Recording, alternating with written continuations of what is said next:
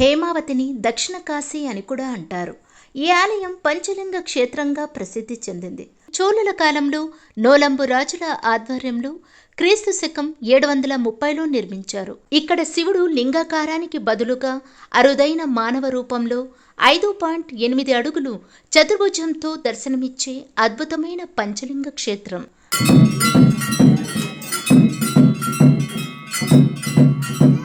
ఇక్కడ దొడ్డేశ్వర స్వామి ఆలయం అద్భుతంగా ఉంది. అతిపెద్ద లింగాకారంలో ఉన్న దొడ్డేశ్వర స్వామిని మీరు దర్శించుకోవచ్చు.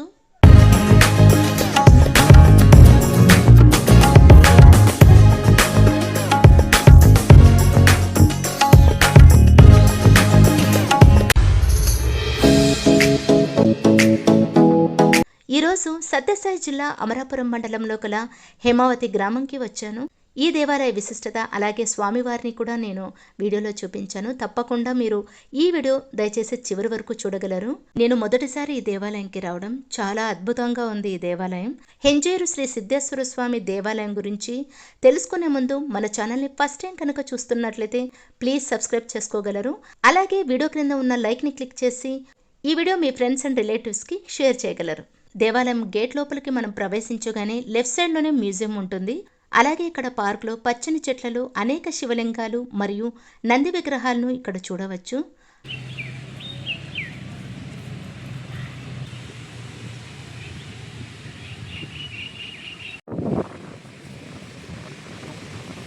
ఇక్కడ రథం చూస్తున్నారు కదా, మహాశివరాత్రి రోజు వైభవంగా ఇక్కడ స్వామివారిని రథంలో ఉంచి ఊరేగిస్తారు. హిందూపురం నుండి 70 కిలోమీటర్ల దూరంలో ఉంది హేమావతి. ఈ ఆలయానికి ఎలా చేరుకోవాలి అంటే సత్యసాయి జిల్లా హిందూపురం నుండి మడకశిరకు ముందుగా చేరుకోవాలి. మడకశిర నుండి అమరాపురంకి వెళ్లే బస్సెస్ అన్నీ కూడా హేమావతికి వెళ్తున్నాయి. అన్ని బస్సులు కూడా దేవాలయం ముందరిని స్టాప్ చేస్తున్నారు.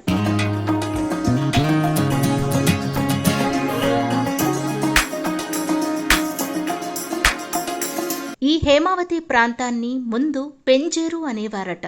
కాలక్రమంలో అది హెంజేరుగా మారింది. ఇక్కడ సిద్ధేశ్వరుణ్ణి హెంజేరు సిద్ధేశ్వర స్వామిగా వ్యవహరిస్తారు.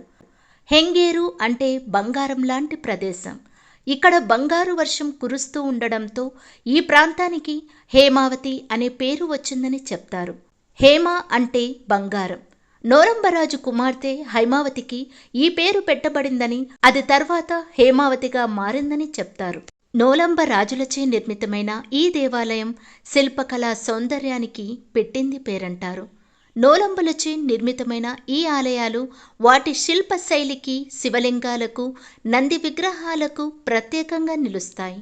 మంత్రముగ్ధుల్ని చేసే శిల్పాలతో ఆలయంలోని అత్యంత విశాలమైన ఉద్యానవనం ఆలయానికి అదనపు ఆకర్షణగా చెప్పుకోవచ్చు. ఇక్కడ మ్యూజియం కూడా ఉంది. మ్యూజియంలో కెమెరా నాట్ అలౌడ్. మ్యూజియం బయట ఒక క్రమ పద్ధతిలో పురావస్తు శాఖ వారు అమర్చిన శిల్పాలు మీరిక్కడ చూడవచ్చు.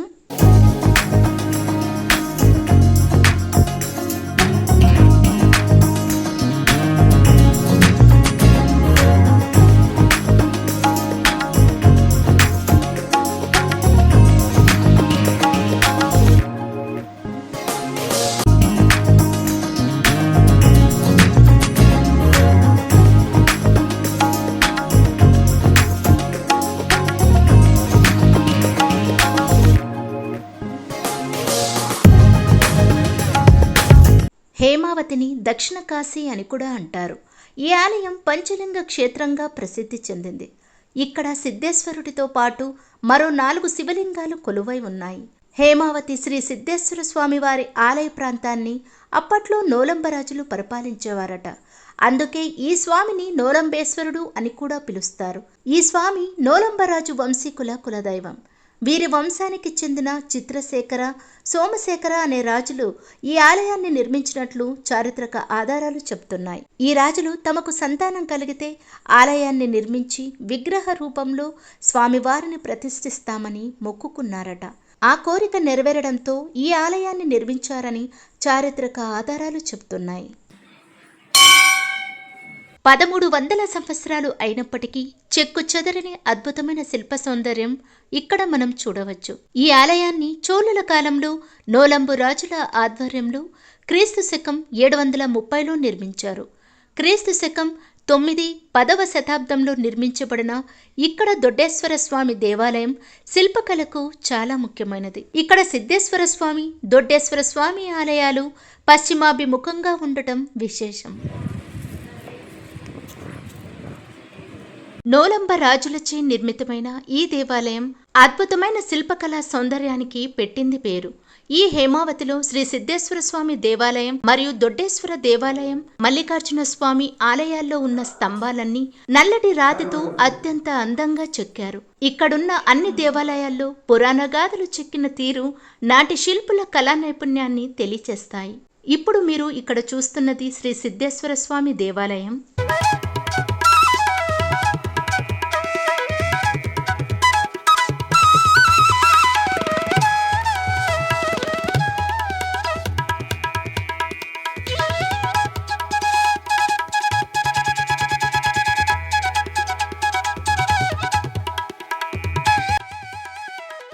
ఈ ఆలయ ప్రాంగణంలో 4 ప్రత్యేక దేవాలయాలు ఉన్నాయి. వాటిలో మొదటిది హెంజేరప్ప కొలువుతీరి ఉండటం. హెంజేరప్ప అంటే సిద్ధేశ్వర స్వామి అనే అర్థంతోనే పిలుస్తారు. ఇక్కడ శివుని విగ్రహం సాంప్రదాయ లింగ రూపంలో కాకుండా లలితాసన భంగిమలో కూర్చున్న శివయ్య దర్శనమిస్తారు. ఇక్కడ శివుడు లింగాకారానికి బదులుగా అరుదైన మానవ రూపంలో 5.8 అడుగులు చతుర్భుజంతో దర్శనమిచ్చే అద్భుతమైన పంచలింగ క్షేత్రం. పరమేశ్వరుడు డమరుక, కపాలం, త్రిశూలం, అభయముద్రలో 4వ చేతిని పట్టుకున్నట్లు దర్శనమిస్తాడు.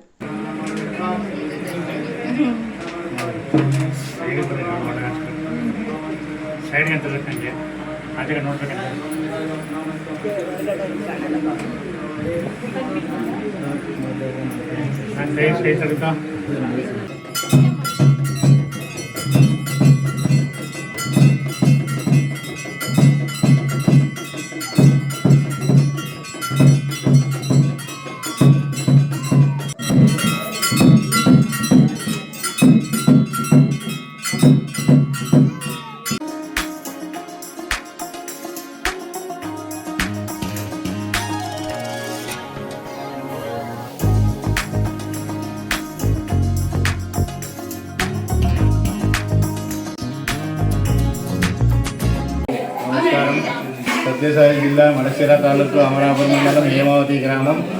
మామూలుగా మనకి శివుడు ఎక్కడైనా కానీ లింగ రూపంతో ఉంటారు, కానీ ఒక చోటనే స్వామి మనకి మానవ రూపంతో దర్శనమిస్తున్నాడు. ఈ దేవస్థానం అంతా 7వ శతాబ్దం నాటిది. అప్పట్లో ఈ ప్రాంతాన్ని నొళంబరాజు పరిపాలించేవారట. ఆ సమయంలో అయినటువంటి దేవస్థానము. విశేషం అంటే శివుడు మానవ రూపంతో ఉండేది. స్వామి చతుర్భుజాకారంతో ఉన్నాడు. కుడి పక్కన అభయస్థము, త్రిశూలము, ఎడం పక్కన అక్షయపాత్ర, డమరక, మళ్ళీ రుండమాల పూజలమాట. వాటిని మాలమాదిరిగా ధరించుకొని వచ్చే భక్తులను ఆశీర్వాదం ఇస్తూ కూర్చున్నాడు. ఇంకా శివరాత్రి వారం చేస్తాము. ఒకటి శివరాత్రి, బాణపల్లకి, అగ్నిగుండము, సిరిమాను, చిన్న తేరు, పెద్ద తేరు, వసంతోత్సవం, శయనోత్సవం, ఈ విధంగా ఒక వారం జాతర చేస్తాము. మరియు కార్తీక మాసంలో లక్ష దీపోత్సవం ఉంటుంది. విశేషం అంటే శివుడు మనకి మానవ రూపంతో ఉండేది. అదేవిధంగా ఇక్కడ పంచలింగ దర్శనం కూడా చేసుకోవచ్చు మనము. స్వామి వెనకాల పోతే దొడ్డేశ్వర, విరూపాక్షేశ్వర, మల్లేశ్వర, చతుర్శేఖర, సోమశేఖర అని పంచలింగాలను కూడా దర్శనం చేసుకోవచ్చు. హేమావతిలోని హెంజేరు శ్రీ సిద్ధేశ్వర స్వామి దేవాలయం చూశారు కదా. ఇక్కడున్న మరిన్ని దేవాలయాలు చూడవచ్చు. ఇక్కడ కాలభైరవ స్వామి అలాగే విఘ్నేశ్వరుని మీరు దర్శించుకోవచ్చు. పడమటి ముఖద్వారం కలిగిన ఈ ఆలయ ప్రాంగణంలో ఉన్న ఈ కోనేరులో 20 ఏళ్ల క్రితం వరకు నీరు 7 రంగుల్లో కనిపించేదని, ఇందులో స్నానం చేసి స్వామివారిని ఆరాధిస్తే సంతానం కలుగుతుందని, సర్వరోగాలు నయమవుతాయని భక్తులు విశ్వసించేవారని ఇక్కడి వారు చెప్పారు. ప్రస్తుతం ఈ కోనేరులో నీరైతే లేదు.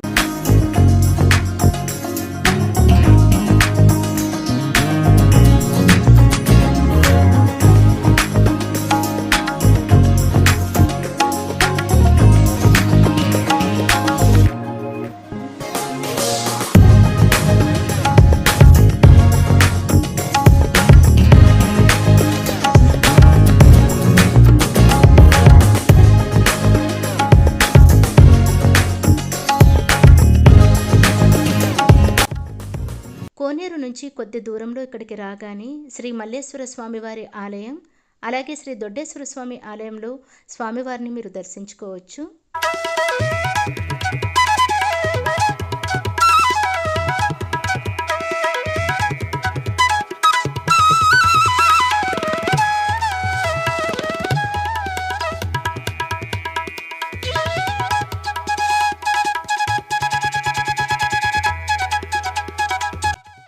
ఇక్కడ దొడ్డేశ్వర స్వామి ఆలయం అద్భుతంగా ఉంది.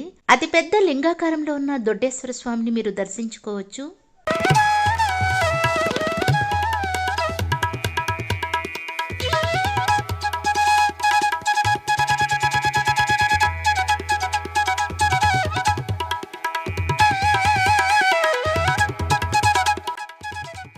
ఇక్కడ మండపంలోని మూల స్తంభాలపై రామాయణంకి సంబంధించిన చిత్రమాలికలు, మరొక వైపు ఉన్న స్తంభాలపై మహాభారత ఘట్టాలకు చెందిన చిత్రాలను ఇక్కడ అత్యంత అద్భుతంగా పొందుపరిచారు.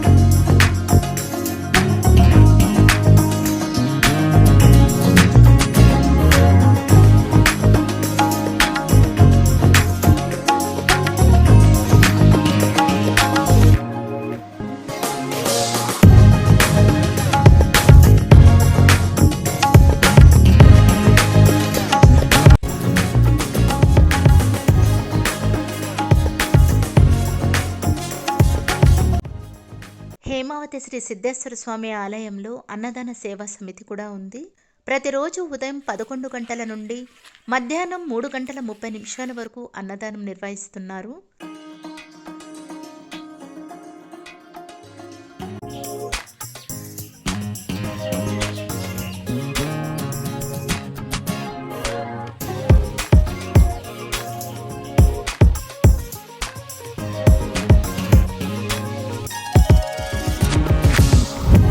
నా ఛానల్ని చూస్తూ ఉండండి. ఈ వీడియో కనుక మీకు నచ్చినట్లయితే please like, share and subscribe. Thanks for watching.